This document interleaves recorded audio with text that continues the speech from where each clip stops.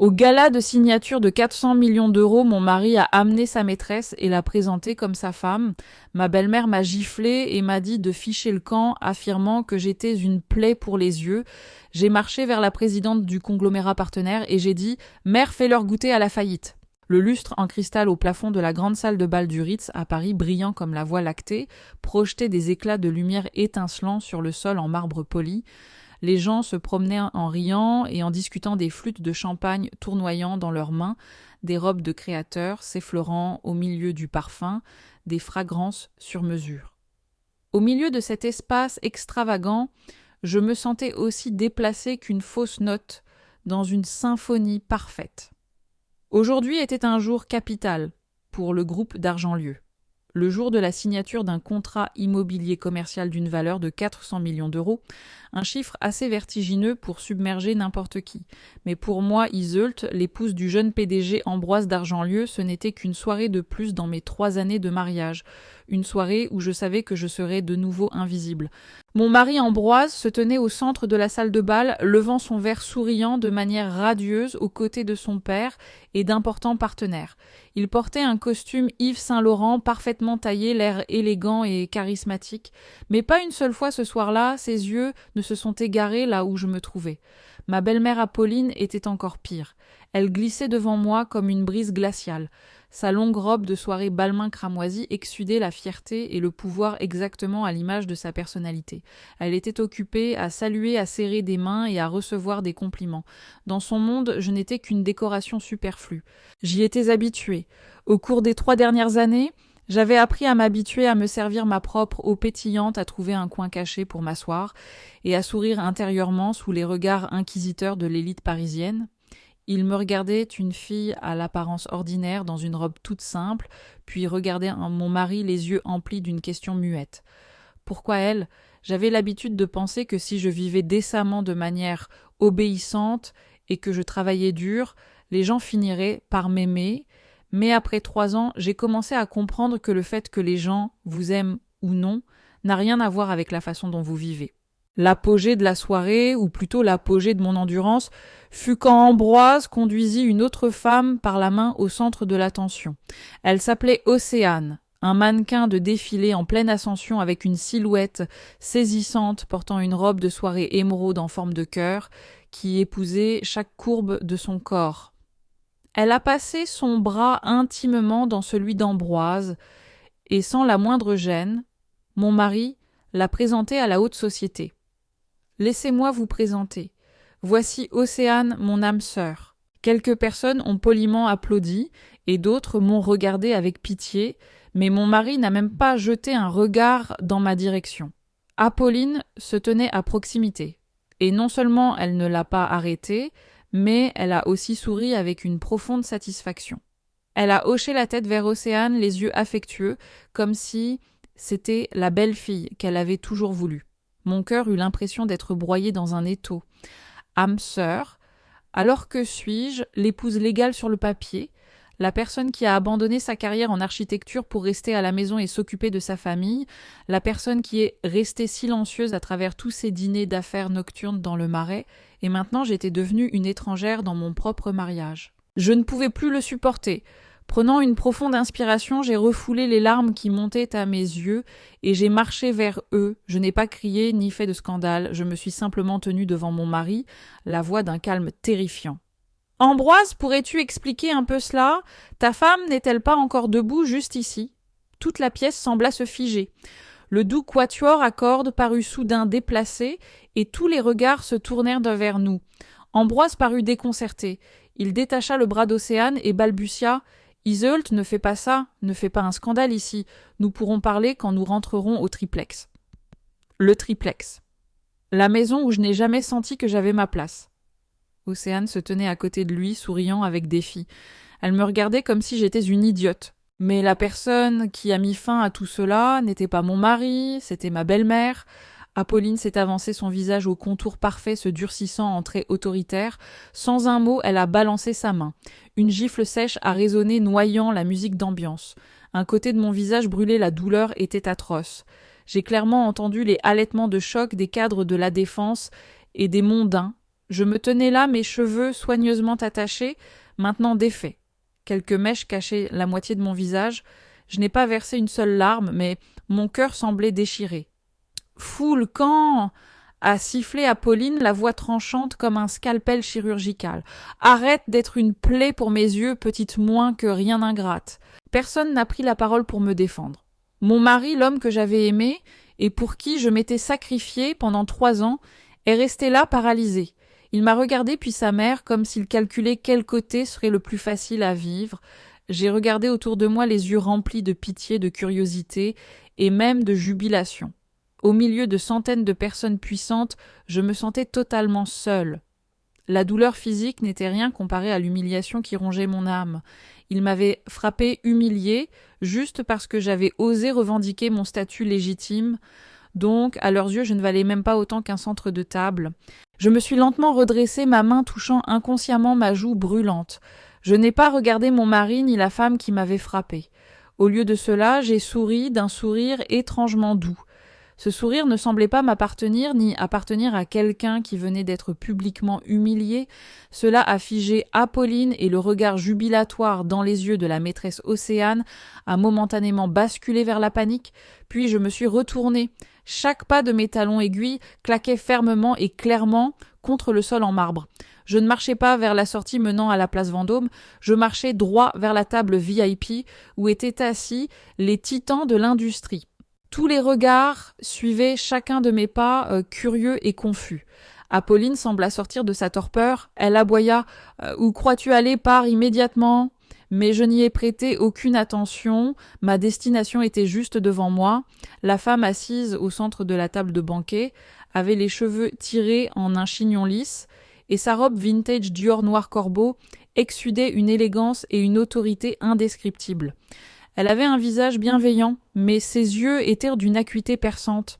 C'était Ophélie de Valois, présidente du consortium de Valois, le partenaire le plus important dans le méga-projet de développement de 400 millions d'euros du groupe d'Argentlieu. Du début jusqu'à maintenant, elle avait tout observé en silence, son visage ne montrant aucune émotion. Je me suis arrêtée juste à côté de sa chaise. La salle de bal entière retenait son souffle. Derrière moi, mon mari et ma belle-mère semblaient sentir que quelque chose n'allait terriblement pas. Leurs visages ont commencé à pâlir. Je me suis penchée, mes cheveux tombant, pour couvrir une partie de mon expression. Puis, dans l'espace silencieux, j'ai appelé doucement, mais assez fort pour que tout le monde à la table VIP l'entende. « Mère ». Ce mot est tombé comme une bombe au milieu du Ritz. Tout le monde à la table VIP s'est retourné pour me regarder sous le choc. Mon mari Ambroise était cloué sur place, la flûte en cristal dans sa main a glissé et s'est brisée sur le sol. La mâchoire d'Apolline s'est décrochée, les yeux écarquillés, incapable de croire ce qu'elle venait d'entendre. Des murmures ont éclaté dans toute la salle comme une ruche brisée. Ophélie a levé les yeux vers moi. Dans ses yeux perçants, un éclair de chagrin et de colère furieuse est soudainement apparu. Elle n'a rien dit, faisant seulement un léger hochement de tête comme confirmation silencieuse. Je savais qu'elle comprenait, je me suis penchée près d'elle, ma voix n'était qu'un murmure, mais d'une froideur glaçante, juste assez forte pour faire frissonner les dirigeants à proximité. Fais-leur goûter à la faillite. Dès que j'eus fini, je me suis redressée. Ma mère Ophélie a gardé un visage entièrement impassible, mais ses actions ont été incroyablement décisives. Elle a fait un léger signe de tête à la directrice de la communication debout derrière elle. La cadre s'éclaircit la gorge, comprit, immédiatement marcha sur la scène et prit le microphone des mains de l'animateur déconcerté. Sa voix résonna claire et résolue. Mesdames et messieurs, au nom de la présidente du consortium de Valois, Ophélie de Valois, je voudrais faire une annonce urgente. En raison de circonstances imprévues, nous avons officiellement décidé de nous retirer du projet de redéveloppement urbain du groupe d'Argentlieu. Tous les accords et lettres d'intention antérieures sont par la présente annulés. Merci et bonne soirée. Une brève déclaration, mais son pouvoir destructeur était plus grand que 1000 insultes. La salle entière était ébranlée. 400 millions d'euros. Le rêve de toute la dynastie d'Argentlieu. Le joyau de la couronne s'était brisé en fumée en un seul instant. J'ai vu mon beau-père Barthélemy d'Argentlieu chanceler en s'agrippant au bord d'une table. J'ai vu Ambroise, le visage blanc comme un linceul, me regardant avec une horreur et une panique absolue. Et j'ai vu Apolline, la femme qui venait de me crier fout le camp, au visage tremblant maintenant, pointant un doigt manucuré vers moi, balbutiant de manière incohérente. Elle s'est précipitée vers ma mère, son visage aux traits parfaits maintenant déformé par la panique. Elle a essayé de forcer un sourire crispé, la voix tremblante dépouillée de toute autorité de la haute bourgeoisie. Ophélie, quelles sont ces absurdités que raconte cette fille ? Elle n'a pas toute sa tête. Elle fait probablement juste une dépression nerveuse à cause du stress. Nous sommes tous une famille. Quoi que ce soit, allons dans un salon privé pour en parler. J'ai trouvé cela risible. Quelques minutes auparavant, elle me traitait comme une maladie. Maintenant, elle prétendait hâtivement que nous étions une famille. Ma mère a simplement jeté un coup d'œil à Apolline. Ses yeux étaient aussi froids qu'un hiver parisien. Elle ne lui a pas répondu, mais s'est tournée pour me regarder, sa voix calme, mais pleine d'une protection féroce. Ma fille, je comprends. Quant à mon gendre, aujourd'hui, j'ai enfin vu son vrai visage. Cette phrase ne contenait aucun juron, mais c'était comme un revers invisible en plein sur les visages d'Ambroise et de toute sa famille. C'était à la fois une affirmation et une condamnation à mort pour l'entreprise. C'est alors seulement qu'Ambroise sembla se réveiller d'une transe. Il m'a regardé, ses yeux n'étant plus froids ou dédaigneux, mais remplis d'une terreur absolue. Il s'est précipité, ignorant les regards de centaines de membres de l'élite de la capitale, et est soudainement tombé à genoux, à mes pieds. Les mains qui portaient une montre Patek Philippe en édition limitée, et qui signaient des contrats milliardaires, s'agrippaient maintenant pathétiquement à l'ourlet de ma robe. Isolde, je t'en supplie, tout n'est qu'un terrible malentendu. Océane et moi ne sommes rien, juste des collègues. S'il te plaît, ne sois pas en colère. Ne fais pas ça, Isolde. Sa voix était étouffée par les sanglots des larmes perlant dans ses yeux.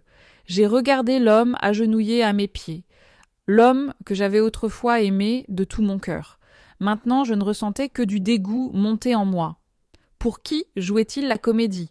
Pour moi ou pour ma mère ? La milliardaire tenant le destin de tout son héritage entre ses mains. Pourquoi n'a-t-il pas dit ces mots lorsqu'il a présenté cette femme comme son âme sœur ? Pourquoi n'a-t-il pas parlé quand sa mère m'a giflé ? J'ai doucement détaché ses mains et fait un pas en arrière. Je l'ai regardé droit dans les yeux. Ma voix était aussi froide que le regard de ma mère. Ambroise, lève-toi. Tu es un très mauvais acteur dans cette pièce. Tu devrais garder ces mots pour ton âme sœur. J'ai délibérément insisté sur le mot âme sœur, faisant pâlir de plusieurs tons Océane, qui était resté figé tout ce temps. Je ne voulais pas rester dans cet endroit suffocant une seconde de plus. Je me suis tournée vers ma mère et j'ai fait un léger hochement de tête. Ma mère s'est levée, a drapé son châle en cachemire sur ses épaules et s'est éloignée avec moi. Nous avons traversé la foule qui s'est écartée, comme la mer Rouge, sous les yeux stupéfaits, curieux et paniqués de la famille d'Ambroise. Je ne me suis pas retournée, mais je pouvais encore entendre les cris désespérés d'Ambroise et les hurlements frénétiques d'Apolline résonner sur les piliers en marbre. Mais tous ces sons n'étaient pour moi maintenant que les échos d'un passé mort. La déesse Neuf glissait à travers la nuit parisienne, laissant derrière elle la magnifique façade du Ritz et la tragicomédie inachevée. Les lampadaires défilaient à travers les vitres teintées, projetant des traînées d'ombre et de lumière sur mon visage. Dehors se trouvait la ville bruyante et animée qui ne dort jamais. Mais à l'intérieur de la voiture, le silence était étrangement profond. Ma mère n'a rien demandé. Elle m'a juste tenu la main, une main chaude et ferme. C'est cette simple étreinte qui a fait s'effondrer le mur solide que j'avais essayé de construire. Les larmes ont commencé à couler non par humiliation, mais parce que j'avais enfin un port sûr pour être vulnérable. La voiture ne s'est pas dirigée vers le modeste appartement sans ascenseur d'Aubervilliers, où j'avais vécu avec Ambroise pendant les 2 premières années de notre mariage, avant qu'il ne réussisse. Elle s'est dirigée vers le 16e arrondissement et s'est arrêtée devant un magnifique hôtel particulier historique, dissimulé derrière des grilles en fer forgé. C'était ma vraie maison, l'endroit où j'avais grandi, où chaque petit coin était rempli de souvenirs. Pendant 3 ans, j'avais volontairement quitté cet endroit cachant mon identité d'héritière dans une coquille, juste pour chercher un amour que je pensais naïvement rester intact par l'argent. Dès que je suis entrée, le parfum familier des hortensias frais et de la cire d'abeille a apaisé mon cœur. Tout était pareil de l'art contemporain dans le hall au canapé modulable couleur crème. Seul le cœur humain avait changé. Mère m'a préparé une tasse de tisane à la camomille et s'est assise à côté de moi les yeux pleins de chagrin. Je n'aurais pas dû te laisser faire cette bêtise. J'ai souri tristement, la chaleur de la porcelaine fine réchauffant mes mains glacées. Je voulais juste un amour qui ne soit pas parce que je suis l'héritière du consortium. Je voulais quelqu'un qui m'aime, juste pour qui je suis.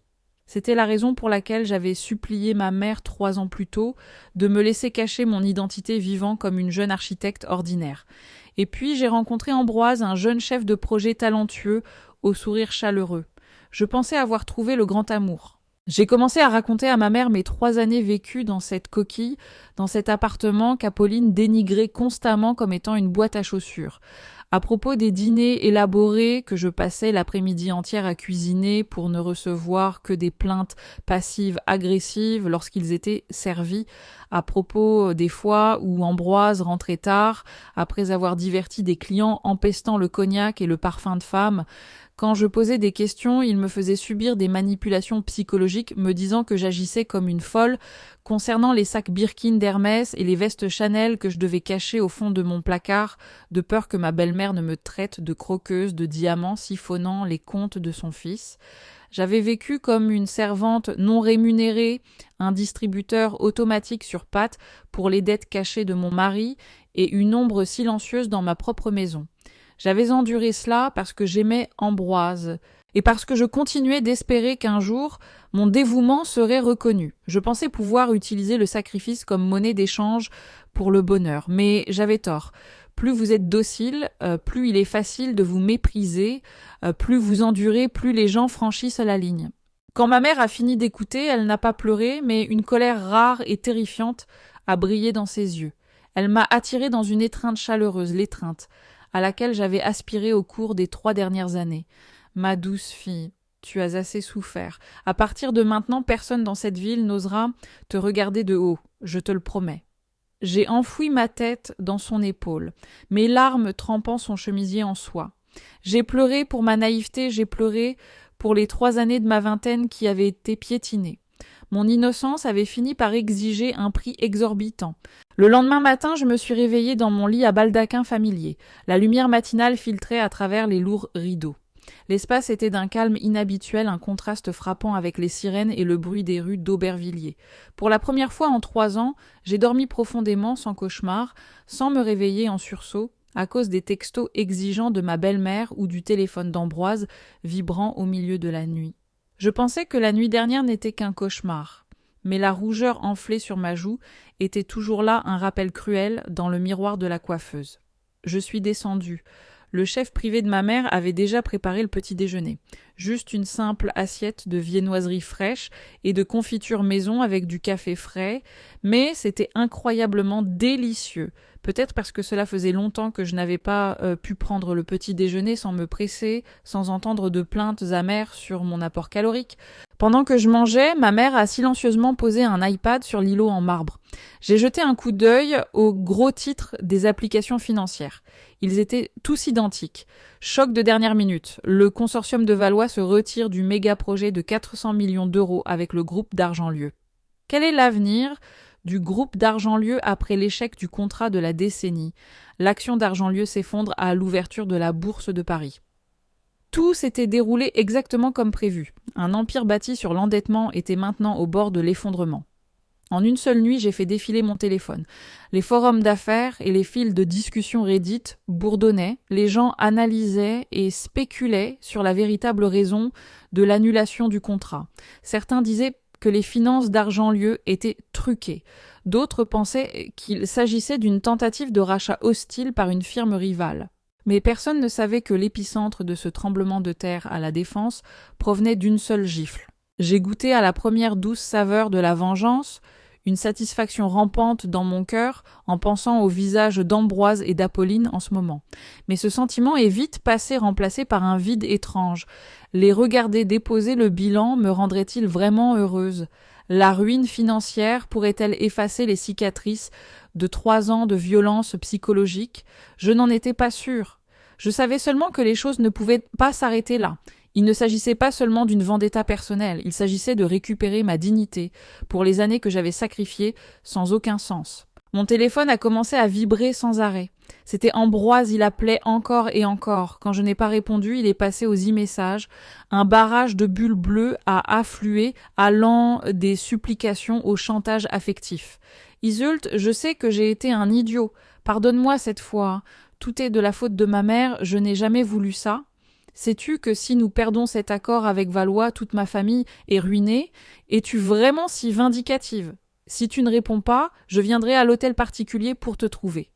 J'ai lu chaque ligne, mon cœur complètement imperturbable. Vindicative, il m'appelle Vindicative. Alors quand il pavanait avec un mannequin de défilé et la présentait comme son âme sœur, quand sa mère m'a frappé au visage devant l'élite parisienne où était cachée leur cruauté. Je n'ai pas répondu, j'ai simplement bloqué son numéro en silence. Une fois le choc initial passé, la logique devait revenir. Je savais que je ne pouvais pas mener cette bataille seule. Les représailles ne consistaient pas seulement à acculer le groupe d'Argentlieu à la faillite, il y avait des questions juridiques complexes concernant le divorce et la distribution équitable des biens selon la loi française. J'avais besoin d'un requin, d'un avocat plaidant brillant et impitoyable. Ma mère a acquiescé. Elle a dit qu'elle m'orienterait vers le meilleur cabinet d'avocats en droit des sociétés et droit de la famille de Paris. Le lendemain suivant, l'adresse que ma mère m'avait donnée, j'ai pris l'ascenseur privé jusqu'à un cabinet d'avocats situé dans un élégant gratte-ciel en verre à La Défense. Le bureau était conçu de manière impeccable avec des baies vitrées surplombant la capitale, mais le grand figuier lyre en pot dans la zone de réception lui donnait une touche ancrée. Alors que j'attendais un homme dans un costume anthracite impeccable, est sorti d'une salle de conférence en verre. Il était grand, avec une mâchoire carrée, des yeux brillants derrière des montures, en écailles de tortue. Désolé de vous faire attendre, je suis Aurel, l'associé principal qui s'occupera de votre dossier. La cadence familière de sa voix m'a fait lever les yeux et je suis restée stupéfaite. Ce visage, cette voix bien que plus mature et marquée par le temps, je l'ai reconnue. Aurel, es-tu Aurel de Rostand de ma promo de licence à la Sorbonne? Ai-je lâché, incapable de cacher ma surprise. L'homme devant moi s'est également figé. Il m'a regardé intensément et puis un sourire chaleureux et sincère s'est épanoui sur son visage. Iseult, c'est vraiment toi. Ça fait une éternité. Je ne m'attendais pas à ce qu'on se revoie dans ces circonstances. Il s'est avéré que le prestigieux cabinet d'avocats recommandé par ma mère avait été cofondé par mon vieil ami de fac. Le monde des puissants de Paris peut vraiment être petit parfois. Retrouver une vieille connaissance a grandement atténué la tension initiale. Aurel m'a invité dans son bureau d'angle. Nous nous sommes assis et avons discuté, nous remémorant nos jours à la Sorbonne. Je me souvenais encore du Aurel du passé, un brillant étudiant boursier, toujours calme et réservé, mais la seule personne qui s'était levée pour me défendre quand j'avais été harcelée par un groupe de gars d'une confrérie prétentieuse. Après l'obtention de notre diplôme, nous nous étions perdus de vue. Je n'aurais jamais imaginé que le gars intense et studieux d'il y a des années deviendrait un avocat plaidant de poids. Après avoir rattrapé le temps perdu, nous sommes passés aux choses sérieuses. J'ai raconté toute mon histoire à Aurel de la réalité de mes 3 années de mariage au désastre au Ritz, la nuit précédente. Aurel a écouté très attentivement, sans un seul mot de jugement, n'offrant qu'un regard de profonde empathie et un éclair fugace et dangereux de colère lorsque j'ai mentionné la gifle. Quand j'ai eu fini, il est resté silencieux pendant un long moment, tapotant son stylo Mont-Blanc sur son bloc-notes avant de parler. Sa voix était pleine de détermination. « Iseult, sois rassuré, je vais les démanteler totalement pour toi. Pas seulement parce que nous sommes amis, mais parce que j'ai mes propres raisons de vouloir voir le groupe d'Argentlieu brûler. » Ces mots ont piqué ma curiosité, mais je n'ai pas insisté. Je te fais confiance. La façon dont il me regardait conservait toujours cette attention protectrice spéciale, tout comme des années auparavant dans la bibliothèque universitaire. Avoir un allié fiable à mes côtés me faisait me sentir beaucoup plus en sécurité. Je savais que cette bataille serait une guerre d'usure juridique exténuante, mais je n'étais plus seule. Une alliance avait été formée et nous étions prêts pour la procédure de découverte. Quelques jours plus tard, j'ai revu Aurel à son bureau. Par la fenêtre, l'horizon de Paris était obscurci par une bruine grise. Mais dans mon cœur, il y avait une pause calculée et silencieuse. Nous avions déjà nos stratégies initiales pour le dépôt du divorce. Nous assurant qu'Ambroise ne toucherait pas un centime de mon fonds de fiducie de Valois, antérieur au mariage, mais les mots qu'Aurel avait prononcés l'autre jour, selon lesquels il avait une vendetta personnelle contre Argentlieu, continuaient de trotter dans ma tête. Je sentais que derrière mon affaire, il y avait une autre histoire, une blessure plus profonde. Après avoir examiné les données financières, Aurel a remonté ses lunettes, son regard fixant au loin, au-delà des gratte-ciel. Il est resté silencieux pendant un long moment, comme s'il pesait ses mots.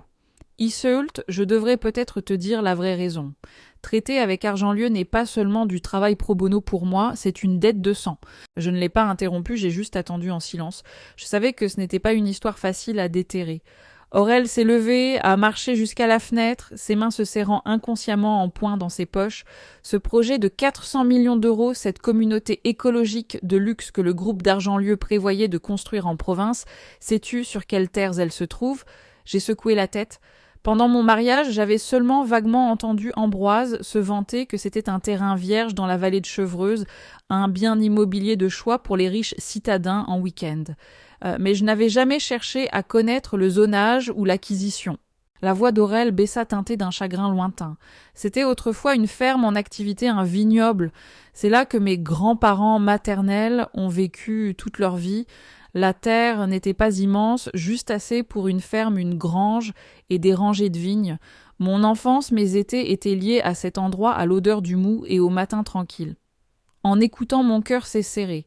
L'image d'une vie pastorale paisible émergeait, contrastant totalement avec le luxe corporatif impitoyable dans lequel je venais de naviguer. Aurel a continué la mâchoire serrée. Il y a 10 ans, le père d'Ambroise Barthélemy d'Argentlieu est venu les chercher. Il a parlé du développement départemental des failles, de l'expropriation promettant la juste valeur marchande. Mais ensuite, ils ont utilisé toutes les pires astuces dignes de la mafia pour faire baisser l'estimation et faire pression. De gentils agriculteurs qui n'avaient connu que leur récolte toute leur vie. Comment pouvaient-ils se battre contre l'armée d'avocats d'un promoteur milliardaire? Mes grands-parents et une douzaine d'autres familles locales ont refusé de vendre. Ils ont tenu bon parce que c'était une terre générationnelle, le sang, la sueur et les larmes d'un siècle.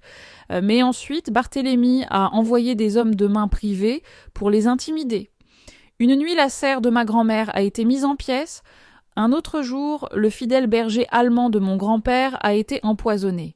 Mon grand-père était si frustré, si submergé par les frais de justice et le harcèlement qu'il a fait un grave accident vasculaire cérébral. Finalement, pour payer les dettes médicales afin de le maintenir en vie, ma grand-mère a dû avaler la pilule et signer l'acte de propriété à une société écran d'Argentlieu pour une bouchée de pain. Aurel s'est retourné pour me regarder, la douleur non dissimulée gravée sur ses traits acérés. Mon grand-père n'a pas survécu avant de mourir dans ce lit d'hôpital. Il m'a tenu la main fermement à plusieurs reprises, me disant d'étudier le droit pour qu'un jour je puisse exiger la justice pour les gens que le système oublie. Cette dette n'est pas une question d'équité iséoult. C'est un traumatisme générationnel, la colère refoulée de personnes honnêtes écrasées par la cupidité des entreprises. L'histoire d'Aurel m'a traversée comme un vent polaire, attisant les flammes du ressentiment en moi, mais elle a aussi rendu mon esprit plus clair et plus vif que jamais. J'ai réalisé que pour vaincre un syndicat rusé comme Barthélemy et Ambroise d'Argentlieu, nous ne pouvions pas seulement nous fier au tribunal des affaires familiales et aux relations publiques. Nous avions besoin de preuves solides de raquettes et d'avoir une longueur d'avance sur leurs hommes de main. Me concentrer intensément sur la tâche m'a aidé à oublier temporairement ma trahison personnelle, transformant mon chagrin en un avantage tactique. Aurel et moi nous sommes assis pour rédiger un plan d'investigation. La bataille se mènerait sur 2 fronts. Moi, avec l'avantage d'avoir vécu dans leur maison pendant 3 ans, je serais responsable de fournir des indices internes. Aurel, avec son pouvoir d'assignation et ses ressources d'enquête, rassemblerait les preuves tangibles. J'ai commencé à fouiller dans mes souvenirs, essayant de rassembler des fragments auxquels je n'avais jamais prêté attention tout en jouant à la belle femme au foyer. Je me suis souvenu des appels nocturnes de mon beau-père sur des téléphones jetables. Il sortait toujours sur les terrasses pour parler à voix basse, mais j'attrapais quand même quelques noms répétés encore et encore. Je me suis souvenu des fois où Ambroise rentrait tard, après avoir fait du réseautage, laissant des reçus froissés, de parties de poker clandestines et de clubs de gentlemen exclusifs, négligemment dans les poches de son costume. Je me suis souvenu qu'Apolline se vantait avec désinvolture de ses cadeaux à certains fonctionnaires du comité d'urbanisme de la ville. Surtout, je me suis souvenu d'une figure nommée Gervais, un homme intimidant que mon beau-père rencontrait parfois en privé, dans un fumoir exclusif près des Champs-Élysées. Chaque fois qu'il revenait de sa rencontre avec Gervais, Barthélemy avait l'air intensément paranoïaque. J'ai noté tous ses noms, adresses et habitudes en apparence inoffensive sur un bloc-notes. 3 années à être traité comme un meuble m'avaient ironiquement donné une perspective de surveillance que personne d'autre n'avait.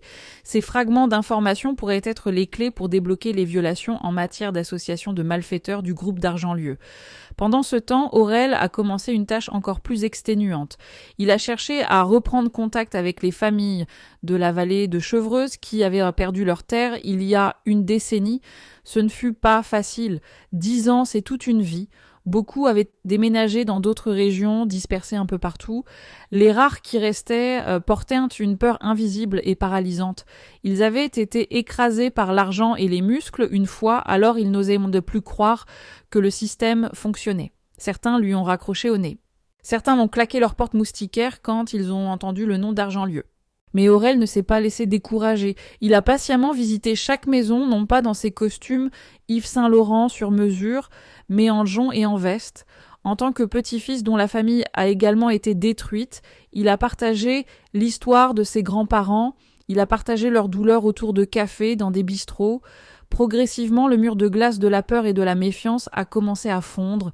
Quelques personnes ont commencé à déterrer de vieux registres fiscaux les rapports environnementaux falsifiés que la société d'Argentlieu avait utilisés. Chaque jour qui passait, nous gagnions un peu plus de moyens de pression, quelques traces écrites de plus. Le bureau d'Aurel s'est lentement rempli de plans cadastraux de dossiers de sociétés écrans et de fils rouges. Alors que nous plongions plus profondément dans l'enquête, le clan d'Argentlieu a commencé ses contre-mesures.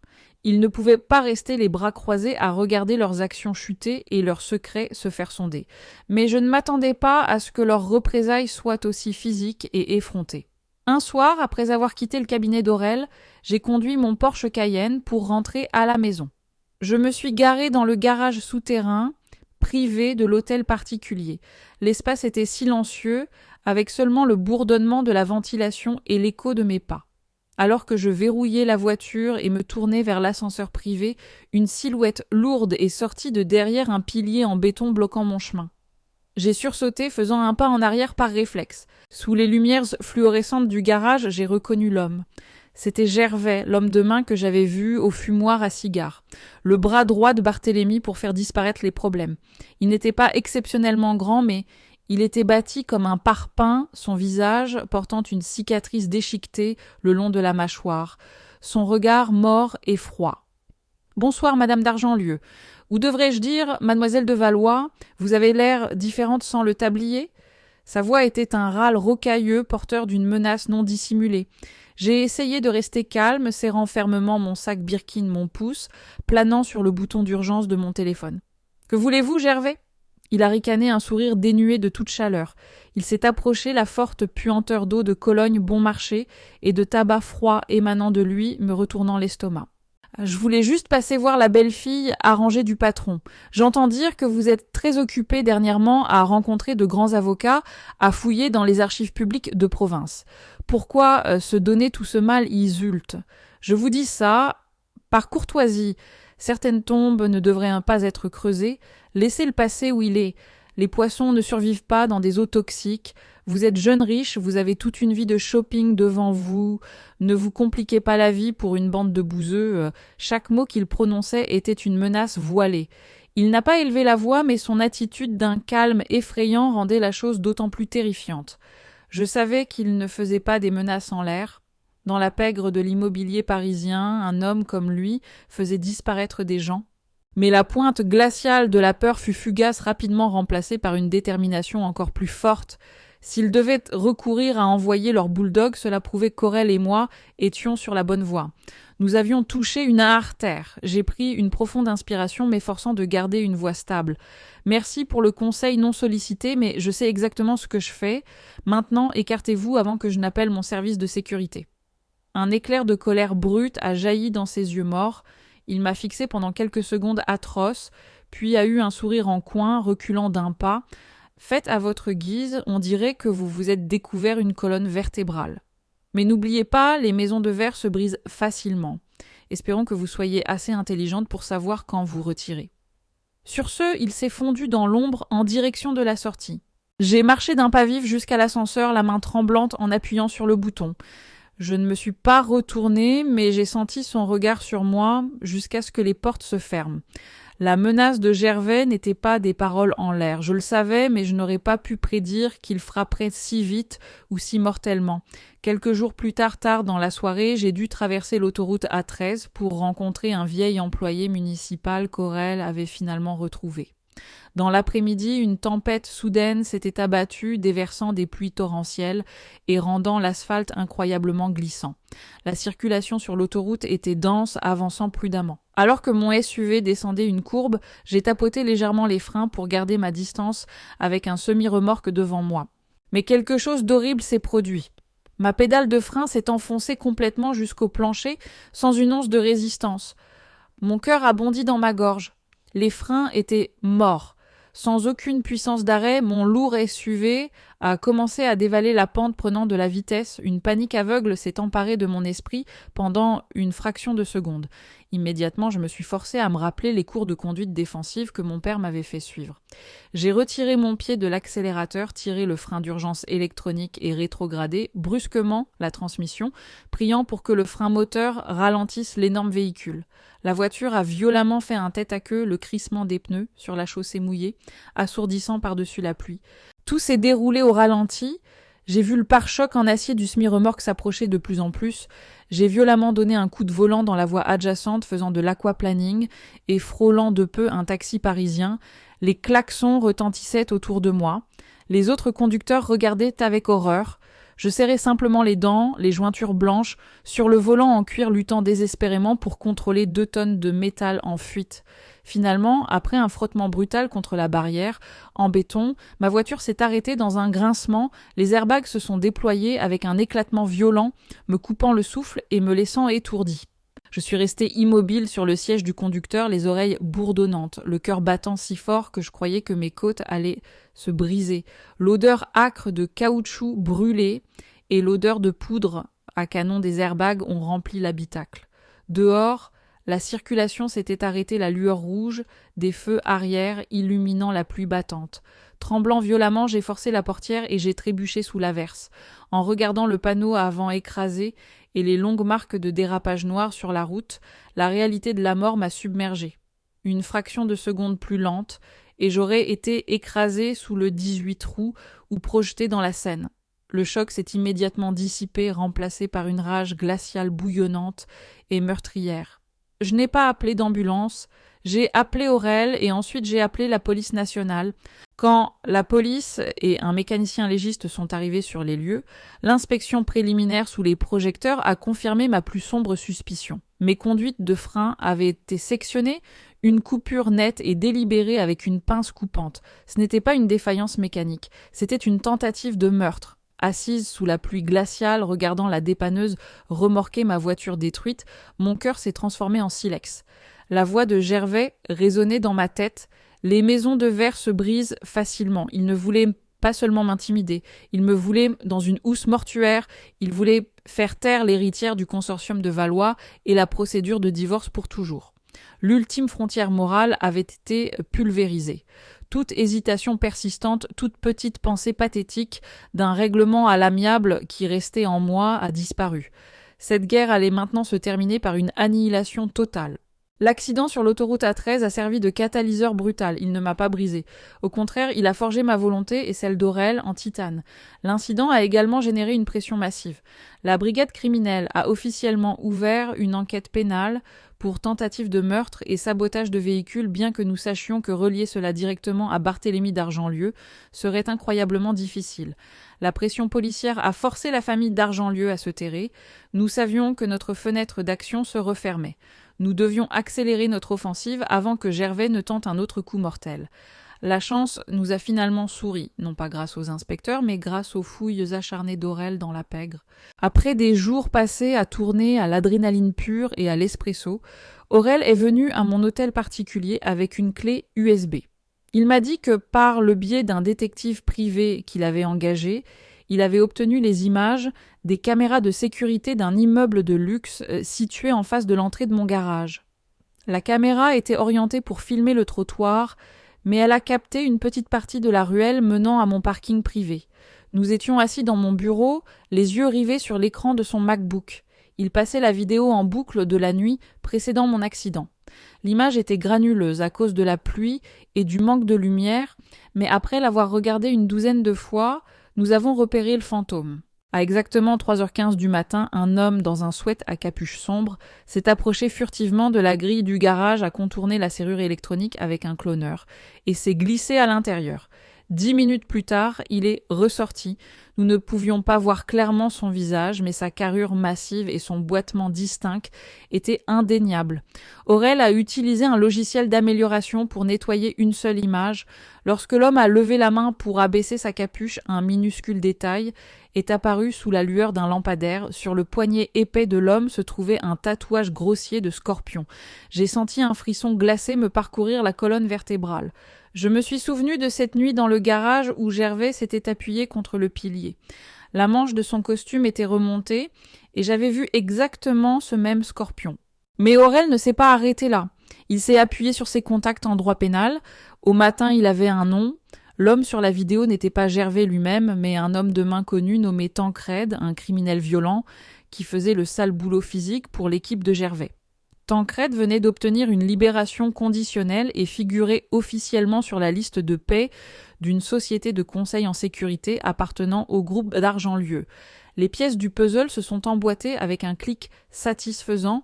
En tenant cette preuve numérique, bien que peut-être insuffisante pour qu'un procureur de la République inculpe immédiatement un milliardaire, j'ai ressenti une bouffée de soulagement prédateur.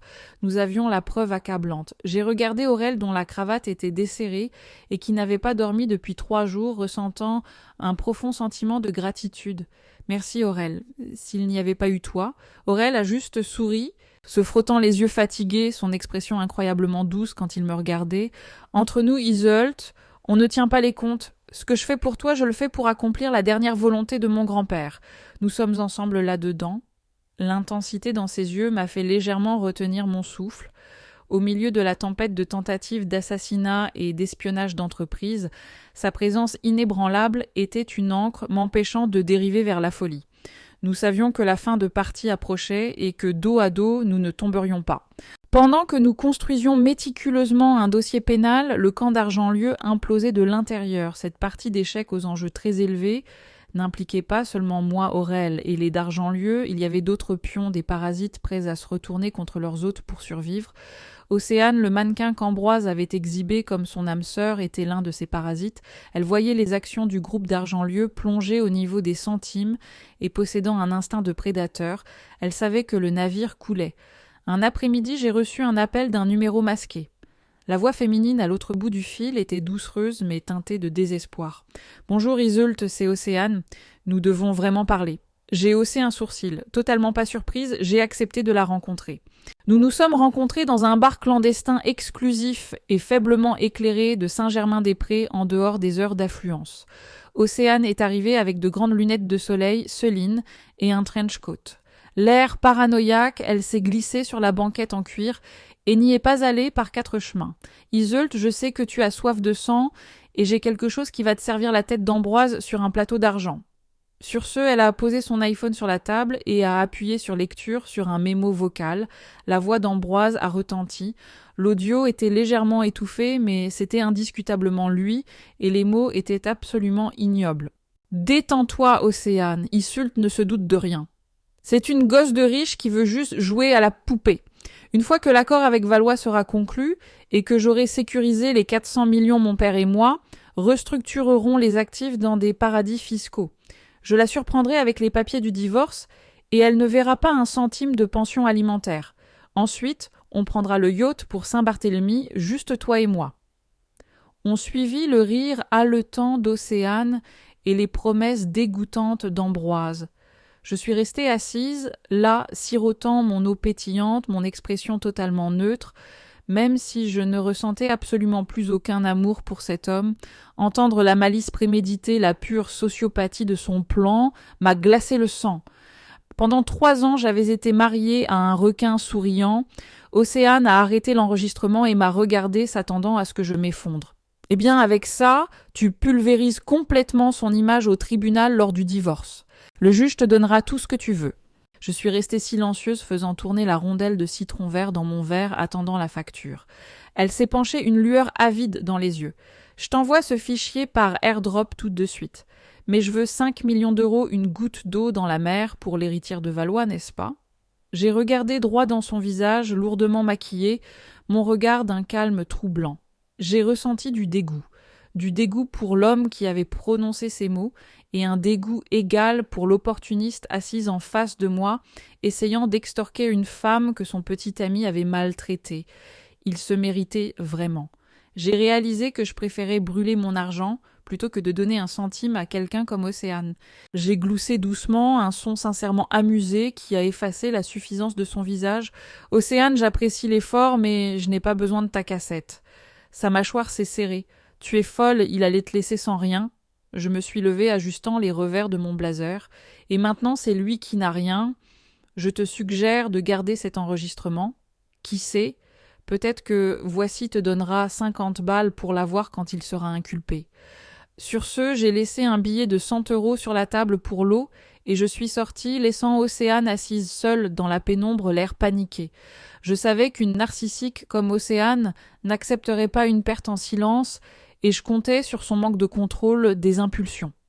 Le lendemain, grâce à quelques appels soigneusement placés à des journalistes amicaux du Figaro et des Échos, j'ai fait fuiter des rumeurs confirmées selon lesquelles l'AMF enquêtait sur les comptes offshore du groupe d'Argentlieu. Les banques réclamaient leurs créances, les comptes de la famille d'Argentlieu étaient à quelques jours d'être gelés. La panique dans le secteur financier était absolue. Comme je l'avais prédit, Océane a craqué la première. Son fantasme d'un paiement de 5 millions d'euros de ma part était mort. Et son sugar daddy était sur le point d'être inculpé par la justice. Pour une femme dont toute la marque reposait sur la proximité avec la richesse, être associée à un PDG ruiné et en disgrâce était un suicide social. Elle a décidé que si elle ne pouvait pas obtenir d'argent, elle obtiendrait de l'influence. Océane n'a pas vendu l'enregistrement à la presse à scandale. Au lieu de cela, elle a publié l'audio brut directement à ses millions de followers sur Instagram et TikTok, accompagné d'une vidéo en larmes en plusieurs parties, alléguant qu'Ambroise l'avait manipulé émotionnellement, avait menti sur son mariage et l'avait piégé dans une dynamique toxique. Elle a utilisé le jargon de la thérapie pour se dépeindre comme l'ultime victime d'un milliardaire narcissique. Les publications sont devenues inimaginablement virales. Internet, salivant déjà sur les retombées de l'affaire Valois-Argentlieu, a traité cela comme la Coupe du Monde des drames. L'enregistrement d'Ambroise se vantant de cacher des actifs et de larguer sa femme a fait le tour du monde. L'image du jeune PDG brillant et philanthrope s'est effondrée en poussière. Il a été universellement qualifié de sociopathe, d'escroc et de l'homme le plus détesté d'Internet. Je me suis assise dans ma bibliothèque, lisant les commentaires vicieux et les mèmes sur Ambroise sur mon iPad, ne ressentant aucune justification, seulement un sec sentiment d'ironie. Joue à des jeux stupides, gagne des prix stupides. Je n'avais même pas eu à me salir les mains avec l'audio. Les rats s'étaient entre-dévorés. Apolline, qui avait passé sa vie obsédée par son statut social, était maintenant la mère d'un paria. Je suis juste restée assise près du feu, à siroter du vin, regardant leur exécution numérique. Un soir, pendant une pluie torrentielle sur Paris, je lisais des dossiers d'Aurel quand mon chef de la sécurité a fait sonner l'interphone. Ambroise avait réussi à contourner la grille de la rue et se tenait devant ma porte d'entrée. J'ai dit à la sécurité de patienter. Je voulais le regarder dans les yeux, une dernière fois, pour voir s'il restait une once d'humanité en lui. Je me suis tenue dans le grand hall, ouvrant la lourde porte en chêne, juste assez pour regarder à travers la grille de sécurité en fer forgé. Ambroise se tenait sur le perron complètement exposé à la pluie glaciale. Son costume sur mesure était trempé collant à sa carrure décharnée. L'arrogance avait complètement disparu, remplacée par le désespoir fébrile d'un animal acculé. En me voyant, il s'est agrippé au barreau de fer, le visage pâle, les yeux injectés de sang. « Iseult, s'il te plaît, dis à tes gars de me laisser entrer, juste 5 minutes, je t'en supplie. » Sa voix se brisa à peine audible au-dessus de la pluie frappant le pavé. Je n'ai pas appuyé sur l'interrupteur. Je suis restée en sécurité à l'intérieur du hall chaleureux, le regardant comme une exposition dans un musée des échecs. Mes avocats t'ont dit d'adresser toute communication vers eux. Ambroise, nous n'avons rien à nous dire. Si, a-t-il hoché la tête frénétiquement. L'eau ruisselait sur son visage, masquant les larmes qu'il essayait de simuler. Iseult, je suis tellement désolée. Je suis une ordure. J'ai perdu la tête. La cassette, c'était juste des paroles en l'air, de vestiaire pour faire taire Océane. Je jure que je t'ai toujours aimé. J'ai réellement ri. C'était un son dur et amer. M'aimer. Tu as montré ton amour en laissant ta mère me frapper en public, en pavanant avec une maîtresse, en complotant pour cacher tes actifs dans des paradis fiscaux pour que je sois laissée démunie. Il a serré les barreaux plus fort, les jointures blanches. C'était la pression Iseult. Tu ne sais pas ce que c'est. Mon père, le conseil d'administration, les dettes. Ils attendaient de moi que je sois un tueur impitoyable dans la salle de réunion. Je devais projeter du pouvoir. Et Océane, elle n'était qu'une distraction face au stress. Ça ne voulait rien dire. J'ai écouté son monologue pathétique, une leçon de maître en manipulation et en rejet de la faute. Il n'avait pas changé. Il était juste désolé de s'être fait prendre. Je l'ai regardé droit dans les yeux, ma voix tranchant à travers la pluie comme du verre. As-tu fini, Ambroise? Parce que la partie la plus triste de tout ça, ce n'est pas la tromperie ou le vol, c'est que même maintenant frissonnant sur mon porche, tu es toujours un lâche. Tu blâmes ton père, le conseil d'administration le stresse. Un vrai homme assumerait sa trahison. Si tu m'aimais, tu m'aurais défendu. Si tu me respectais, tu n'aurais pas comploté pour me voler. Garde tes larmes pour le juge d'instruction. J'ai tendu la main et j'ai claqué la lourde porte en chêne verrouillant le pêne dormant. Je ne me suis pas retournée pour le voir debout sous la pluie. Le chapitre était clos. Je pensais qu'après l'audio fuité et sa pathétique démonstration sur le pas de ma porte, les d'Argentlieu engageraient enfin une agence de gestion de crise et feraient profil bas. J'avais sous-estimé la pure folie narcissique d'Apolline d'Argentlieu. Pour elle, la perception publique et le fait d'éviter la prison valaient n'importe quel mensonge. Sa dernière manœuvre désespérée fut si sociopathe que je n'aurais pas pu l'anticiper. Elle a utilisé comme arme la seule chose que la société considère comme sacrée. Un matin, mon téléphone a sonné un appel d'une tante éloignée résidant à Versailles. Sa voix était haletante d'une excitation scandaleuse. « Iseult chérie, pourquoi ne nous as-tu pas annoncé la bonne nouvelle? Gérer un divorce est une chose, mais cacher une grossesse. » Je me suis figé, ma tasse de café s'arrêtant à mi-chemin de ma bouche. « Ma tante, de quoi parlez-vous au juste ?»« Apolline. » Apolline d'Argentlieu vient de faire une interview exclusive avec Paris Match. Elle leur a montré les photos de l'échographie. Elle a dit que tu étais enceinte de 10 semaines du bébé d'Ambroise et qu'elle te supplie de penser à l'enfant et d'arrêter ce divorce hostile. La pièce a tournoyé.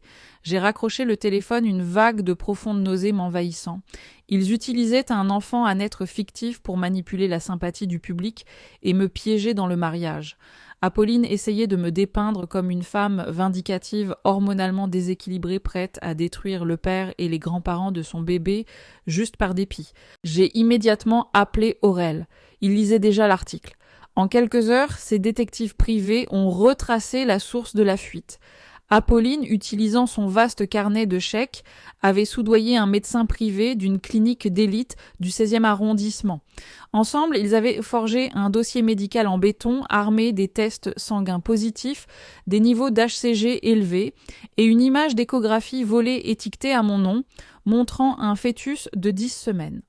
En regardant les copies numériques qu'Aurel avait obtenues, j'ai ressenti une rage si pure qu'elle brûlait à blanc. Cette femme qui m'avait agressée physiquement jouait maintenant la grand-mère éplorée dans les médias nationaux pour sauver son fils de la prison. Le tribunal de l'opinion publique est inconstant et vicieux. Une fois que Paris Match eut publié l'exclusivité, le récit bascula violemment. Apolline apparut dans les matinales à la télévision, tamponnant ses yeux secs, avec un mouchoir me suppliant de rentrer à la maison pour le bien de son petit enfant. Elle prétendait que toute l'affaire Valois n'était qu'un horrible malentendu, disproportionné par mes hormones de grossesse. En ligne, les trolls tournèrent leur vitriol vers moi. Waouh, elle est enceinte et essaye toujours de mettre le père de son bébé en faillite. Psychopathe. C'est juste une héritière gâtée qui utilise les tribunaux pour le punir. Pense à l'enfant, espèce de sale gosse égoïste. La pression était étouffante.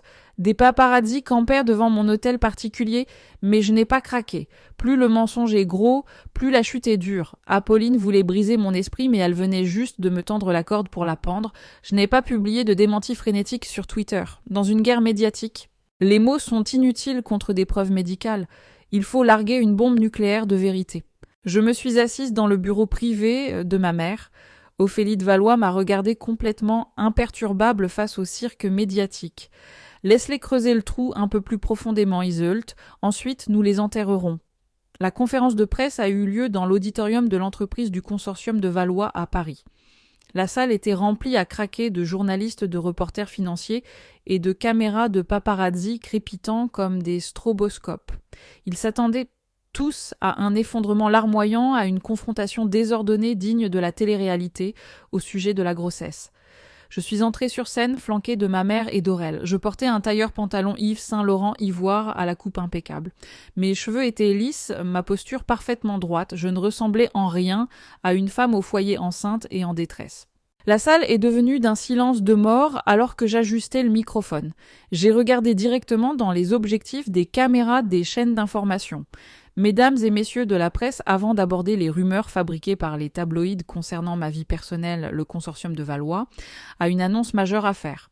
J'ai appuyé sur une télécommande et l'écran géant derrière moi s'est illuminé avec des rendus architecturaux. Le consortium de Valois s'engage à investir 50 millions d'euros pour développer une initiative globale de logements sociaux et de centres communautaires. Et plus précisément, ce projet sera construit dans la vallée de Chevreuse, sur les hectares exacts que le groupe d'Argentlieu a illégalement tenté de saisir pour un complexe hôtelier de luxe. Nous rendons la terre à la communauté, construisant des logements durables pour les familles de la classe ouvrière qui ont été déplacées par la cupidité de l'entreprise. La salle a explosé. Les reporters financiers se sont empressés de taper sur leur clavier. J'étais en train de castrer publiquement l'héritage d'Argentlieu et de transformer leur terre volée en un monument de philanthropie. J'ai levé la main, faisant taire la salle.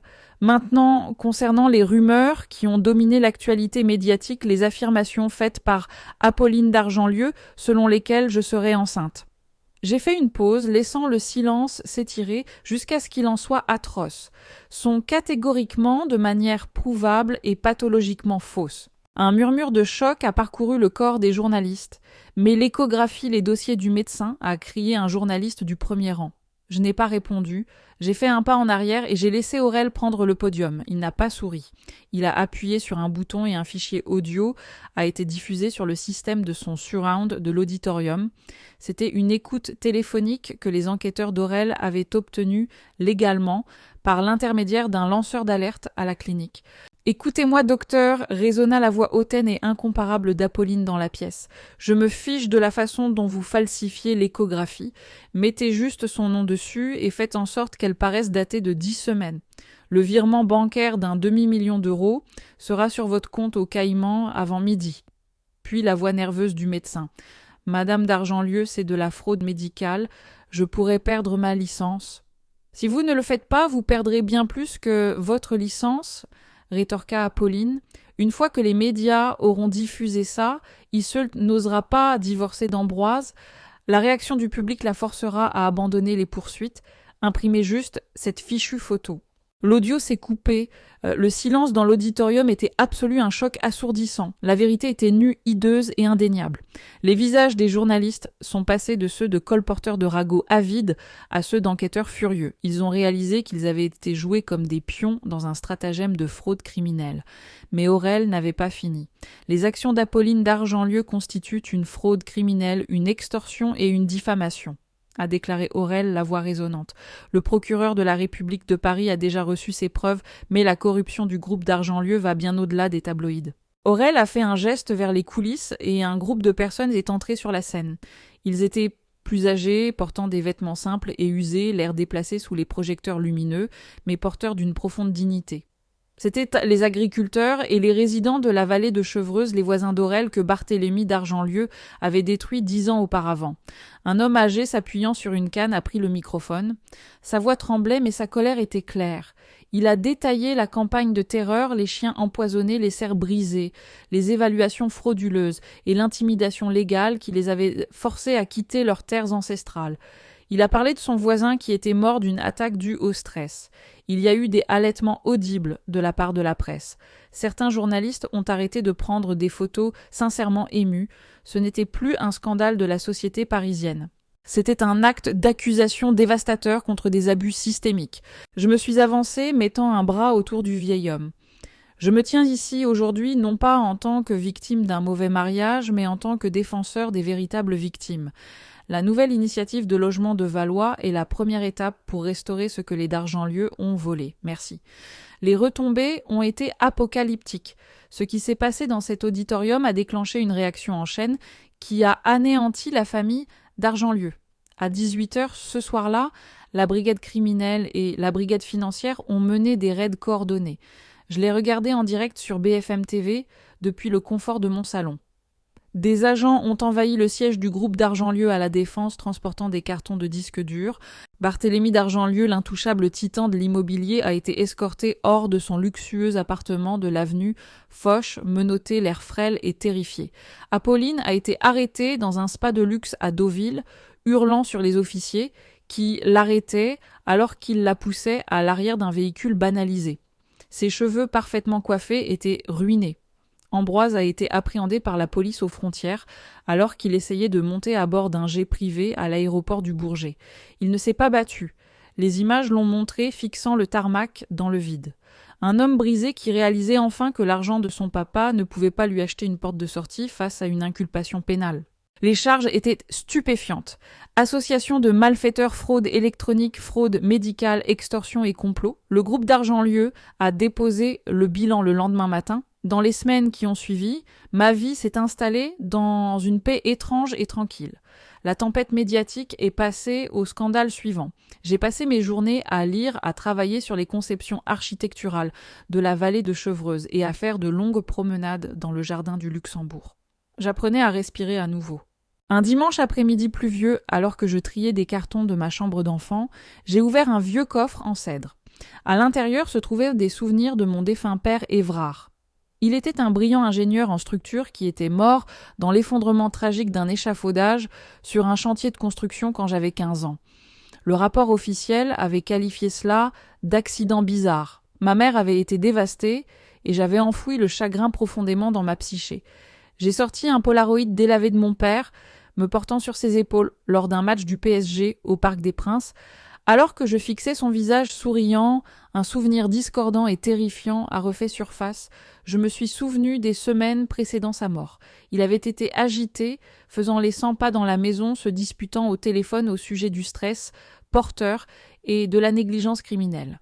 J'ai fouillé frénétiquement dans le coffre jusqu'à ce que je trouve ces anciens journaux de chantier reliés en cuir. J'ai feuilleté jusqu'aux dernières entrées d'il y a 15 ans. Le projet qu'il gérait l'entrepreneur supervisant le chantier. Mon sang s'est glacé. La société de portefeuille figurant sur les plans du site était une filiale du groupe Dargentlieu. À l'époque, Barthélemy Dargentlieu n'était qu'un promoteur en pleine ascension qui prenait des raccourcis pour bâtir son empire. J'ai descendu le journal et je l'ai montré à ma mère. Quand elle a vu le nom de la filiale, la couleur a quitté son visage. « Maman !» ai-je chuchoté, la voix tremblante. L'accident de papa, c'était un chantier Dargentlieu. Elle s'est lentement assise, serrant le journal. Oui, c'était la première grande tour de Barthélemy. Ton père était l'ingénieur en structure principale, il était méticuleux, Isseult, il ne faisait jamais d'erreur. Je n'ai jamais cru que c'était juste un accident. Mais les inspecteurs du travail ont blanchi le chantier et nous n'avions aucune preuve. Le chagrin que j'avais enfoui pendant plus d'une décennie s'est enflammé en un brasier rugissant. Et si la mort de mon père n'était pas une tragédie, et si c'était un meurtre, je ne l'ai pas dit immédiatement à Aurel, j'avais besoin de regarder le diable dans les yeux. J'ai organisé un parloir à la prison de la Santé où Ambroise était détenu sans caution. Le centre de détention était sinistre, sentant l'eau de Javel et le désespoir. Je m'y suis assise derrière l'épais plexiglas du parloir. Ambroise est entré en portant une tenue de prisonnier. Il avait l'air d'avoir vieilli de 10 ans, le visage creusé, l'arrogance entièrement gommée de son âme. Il a décroché le lourd combiné téléphonique noir. J'ai décroché le mien. « Es-tu venu pour exulter ?» a-t-il demandé d'une voix rauque. « Tu as gagné, Isseult. Tu as tout pris. »« Je ne suis pas venu pour exulter, Ambroise. Je suis venu te poser une question sur ce qui s'est passé il y a 15 ans, à propos de mon père Évrard. » Les yeux d'Ambroise se sont détournés, une lueur de véritable panique traversant son visage. « Je ne sais pas de quoi tu parles. L'effondrement du chantier, celui que Barthélemy a construit. Mon père allait dénoncer les matériaux bon marché de ton père, n'est-ce pas ?» Ambroise m'a fixé la poitrine, soulevé par un désespoir absolu face à des décennies de prison. Peut-être qu'il réalisait qu'il n'avait plus rien à perdre, ou peut-être voulait-il simplement entraîner son père dans sa chute. Il a laissé échapper un rire creux et psychotique. Un accident? Tu penses que mon père a bâti un empire d'1 milliard d'euros en respectant les règles? Tu es naïve, Iseult. Il s'est penché près du plexiglas, son souffle embuant la barrière. Mon père ne doit pas seulement de l'argent à ta famille. Il te doit du sang. Ambroise a raccroché le téléphone et est retourné à sa cellule, me laissant fixer la vitre. J'ai quitté la prison, le vent froid fouettant depuis la Seine. Ce n'était plus un complot de vengeance d'entreprise. C'était une enquête pour homicide caché pendant 15 ans. J'ai immédiatement appelé Aurel et je lui ai apporté le journal. Il a mobilisé toute son équipe d'enquêteurs. Rouvrir une affaire de décès sur un chantier vieille de 15 ans était presque impossible. Les preuves sont recouvertes. Les témoins passent à autre chose ou meurent, mais nous avons trouvé un fil conducteur dans le journal de mon père. Il mentionnait à plusieurs reprises un chef de chantier nommé Firmin Lemaire. Mon père avait écrit que Firmin était un homme bien mais terrifié par les voyous de Barthélemy d'Argentlieu. Si nous pouvions trouver Firmin Lemaire, nous pourrions trouver la vérité. Il a fallu 2 semaines à l'équipe d'Aurel en utilisant des traceurs de personnes et des registres fiscaux pour le localiser. Firmin avait quitté le secteur de la construction le lendemain de la mort de mon père, vendu sa maison de banlieue et disparu dans les montagnes des Vosges, vivant coupé du réseau. Aurel et moi avons conduit 4 heures vers l'est dans les bois profonds. Nous avons trouvé la modeste cabane en rondin de Firmin au bord d'un lac gelé, un vieil homme avec une épaisse barbe blanche et une peau burinée coupait du bois sur le porche. Quand nous nous sommes approchés et nous sommes présentés, la couleur a quitté son visage. Au début, il a refusé de parler, invoquant son âge et sa mauvaise mémoire. La peur de Barthélemy d'Argentlieu était toujours gravée dans son cerveau. J'ai sorti le polaroid de mon père et je l'ai posé sur la table en bois. « Monsieur le maire, je suis la fille d'Évrard. Je ne suis pas venue pour vous punir. Je veux juste savoir pourquoi mon père n'est pas rentré à la maison. Depuis 15 ans, ma mère et moi vivons avec un fantôme. S'il vous plaît, donnez la paix à mon père. » Aurel a ajouté doucement. « Barthélemy d'Argentlieu est en garde à vue, Firmin. Il ne peut plus vous faire de mal, mais nous avons besoin de votre témoignage pour nous assurer qu'il ne reverra jamais la lumière du jour. » Firmin a regardé la photo, ses mains tremblantes. Il s'est couvert le visage et a commencé à pleurer. Les sanglots lourds et déchirants d'un homme qui avait porté une culpabilité écrasante pendant 1 décennie et demie, il a tout avoué. Firmin a expliqué que Barthélemy d'Argentlieu avait ordonné l'utilisation d'acier contrefait de qualité inférieure pour l'échafaudage principal afin de réduire les coûts de plusieurs millions. Mon père Évrard a découvert la fraude, il a menacé d'aller directement à l'inspection du travail et à la presse, ce qui aurait ruiné Barthélemy. La nuit précédant l'accident, Firmin a vu Gervais, l'homme de main de Barthélemy, et une équipe d'hommes saboter les joints porteurs principaux de l'échafaudage. Firmin a été menacé de mort, lui et sa famille, s'il parlait. Le lendemain matin, mon père est monté pour son inspection. Le gréement a cédé instantanément. Barthélemy a soudoyé les inspecteurs de sécurité corrompus et a viré une somme massive sur un compte offshore pour Firmin afin d'acheter son silence et de le faire disparaître. Je me suis assise sur le porche fixant le lac gelé, les larmes coulant sur mon visage. Mon père, un homme d'une intégrité intransigeante, avait été assassiné pour le profit. Avec la déclaration sous serment de Firmin Aurel, a approché le bureau du procureur de la République. Ils ont obtenu un mandat de perquisition hautement restreint pour un entrepôt clandestin secondaire que Barthélemy gardait en banlieue parisienne. À l'intérieur d'un coffre-fort ignifugé caché derrière des cloisons sèches, la police judiciaire a trouvé le Saint Graal, le grand livre de comptes personnels de Barthélemy d'Argentlieu.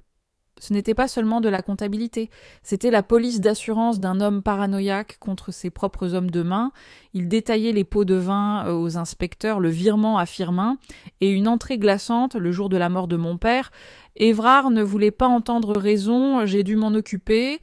Gervais a géré l'échafaudage, un coup tragique pour les affaires. Un cadavre pave les fondations.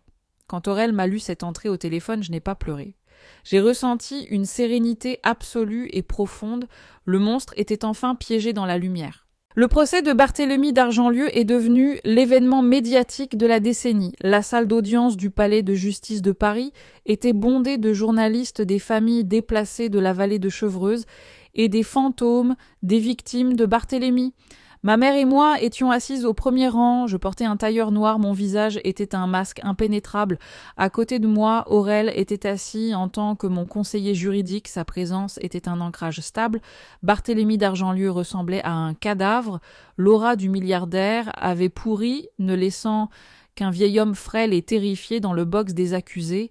Apolline sanglotait de manière hystérique dans le public. Ambroise refusait d'établir un contact visuel avec qui que ce soit. Face au registre, aux témoignages de Firmin et à la montagne de preuves de fraude financière, la défense s'est effondrée. Le marteau du juge a frappé comme le tonnerre.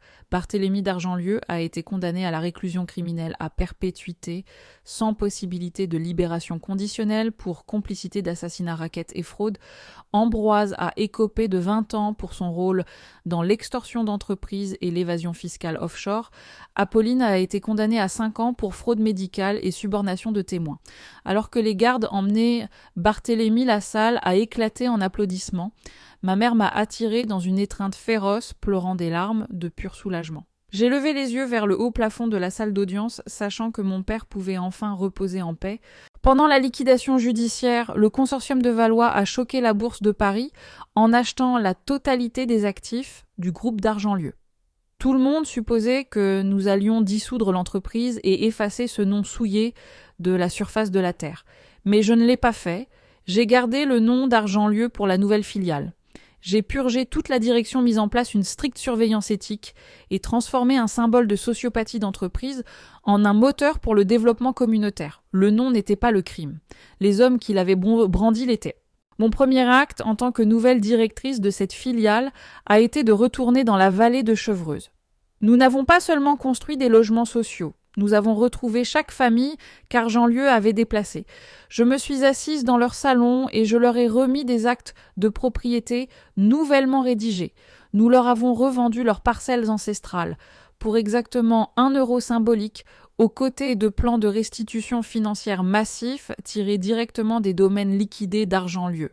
Lorsqu'une femme âgée, la meilleure amie de la grand-mère d'Aurel, a tenu l'acte de propriété de sa ferme et a pleuré de joie en me tenant les mains, j'ai su que j'avais trouvé le but de ma vie. J'avais pris l'arme utilisée pour détruire ma famille et je l'avais transformée en soc de charrue. La vie s'est installée dans un rythme magnifique et productif. Les initiatives de logement du consortium ont fleuri. Je me sentais plus légère, libérée du besoin de prouver ma valeur à des gens qui ne pouvaient pas voir mon âme. Tout au long de cela, Aurel a été ma constante. Il a été mon esprit juridique, brillant, mon confident et mon partenaire dans le démantèlement d'Empire. Nous travaillions tard le soir sur des plans et des dossiers juridiques, partageant des plats chinois à emporter et des rires faciles. Le traumatisme du passé nous avait liés, mais la vision partagée de l'avenir était ce qui nous rendait inséparables. Une fraîche soirée d'automne, Aurel et moi nous promenions dans le jardin du Luxembourg. Les feuilles avaient pris des teintes brillantes d'or et de pourpre. L'horizon de la ville scintillait à travers les branches dénudées. C'était calme, paisible. Aurel s'est arrêté près du bassin central. Il s'est tourné vers moi, la lumière ambrée d'un lampadaire se reflétant dans ses yeux. Isseul, tu sais que je t'ai toujours admiré même à l'époque de la Sorbonne. J'ai souri mon cœur, faisant un étrange et charmant battement. Vraiment, tu passais tout ton temps plongé dans des manuels de droit de la responsabilité délictuelle. Je pensais que tu remarquais à peine que j'étais là. Il a ri doucement, s'approchant. Je remarquais tout, mais je n'étais qu'un gosse boursier qui essayait de survivre. Et tu étais cette force de la nature brillante et magnifique. Je n'ai jamais pensé avoir le droit de me tenir à tes côtés. Il m'a pris les mains, sa prise chaleureuse et calleuse. Isult, traverser le feu avec toi ces derniers mois, ça a été l'honneur de ma vie. Tu es la femme la plus forte que j'ai jamais connue. Je réalise maintenant que ce que je ressens n'est pas seulement de l'admiration ou de l'amitié. Je t'aime, Isult. Je t'ai toujours aimé. L'aveu n'était pas un choc, mais il m'a rempli d'une joie radieuse et écrasante. Après des années de manipulation et d'affection transactionnelle, je ressentais enfin un amour pur, protecteur, et bâti sur un profond respect mutuel. Je n'ai pas eu besoin de dire un mot. Je me suis simplement blottie dans ses bras, enfouissant mon visage dans son manteau, sentant le battement régulier et honnête de son cœur. Les années ont passé, la tempête qui avait ravagé ma vie n'était plus qu'un chapitre dans un manuel d'éthique d'entreprise. Un après-midi, j'ai reçu une lettre traitée par le système pénitentiaire. L'écriture sur l'enveloppe appartenait à Ambroise. Je me suis assise à mon bureau en la regardant. Je n'ai pas ressenti l'ancienne pointe de colère ou d'anxiété. J'ai juste ressenti une curiosité lointaine. Je l'ai ouverte pour fermer définitivement la porte. La lettre était courte, l'écriture tremblante. Il ne suppliait pas pour un appel et ne demandait pas d'argent. Issoult, être assis dans une cellule de 9 mètres carrés donne trop de temps à un homme pour réfléchir. Je vois clairement maintenant quel monstre je suis devenu en essayant de courir après l'approbation de mon père. J'ai jeté la seule chose vraie dans ma vie. J'entends dire que toi et Aurel êtes mariés et que le projet dans la vallée de Chevreuse est un succès massif. Je suis sincèrement heureux. Tu méritais un partenaire, pas un parasite. Je paie ma dette et je sais que j'en mérite chaque seconde. Tu te souviens de notre premier rendez-vous au jardin du Luxembourg? Tu as fait tomber une petite épingle à cheveux argentés. Je l'ai gardée dans ma poche pendant des années, pensant avoir attrapé quelque chose de beau, mais c'est moi qui l'ai écrasée. Je suis désolée, sois heureuse. J'ai plié la lettre et je l'ai fait tomber dans la déchiqueteuse à papier. Je n'ai ressenti aucune malice persistante, seulement une pitié tranquille pour un homme qui avait échangé son âme contre une façade. Le pardon ne consistait pas à lui dire qu'il était absous. Il s'agissait du fait que son souvenir n'avait plus le pouvoir de faire battre mon pouls. Par un beau dimanche matin ensoleillé, Aurel et moi avons conduit jusqu'à la vallée de Chevreuse pour visiter le projet communautaire achevé. Les anciens vignobles avaient été revitalisés à côté des maisons durables et magnifiquement conçues. Le son des enfants jouant résonnait à travers les champs. Des familles flânaient dans un marché de producteurs locaux installé sur la place du village. Nous avons marché main dans la main le long des sentiers pavés. Les gens nous faisaient coucou et nous souriaient, non pas avec la peur flagorneuse des mondains parisiens, mais avec une gratitude sincère et chaleureuse. J'ai réalisé que le véritable pouvoir n'est pas la capacité de détruire quelqu'un lors d'un gala ou la capacité d'amasser des millions sur des comptes offshore. Le véritable pouvoir est la capacité de prendre les morceaux brisés de votre vie et de construire un abri pour quelqu'un d'autre. Aurel a serré ma main, regardant la vibrante communauté vivante que nous nous étions tant battus pour protéger. « À quoi penses-tu, Madame de Rostand ?» J'ai souri, appuyant ma tête contre son épaule. « Je pense que la vengeance est épuisante, mais que construire une belle vie, c'est la meilleure des victoires. » Nous nous tenions là ensemble, sous le ciel clair de la province, laissant les fantômes du passé derrière nous, prêts pour tout ce que l'avenir nous réservait.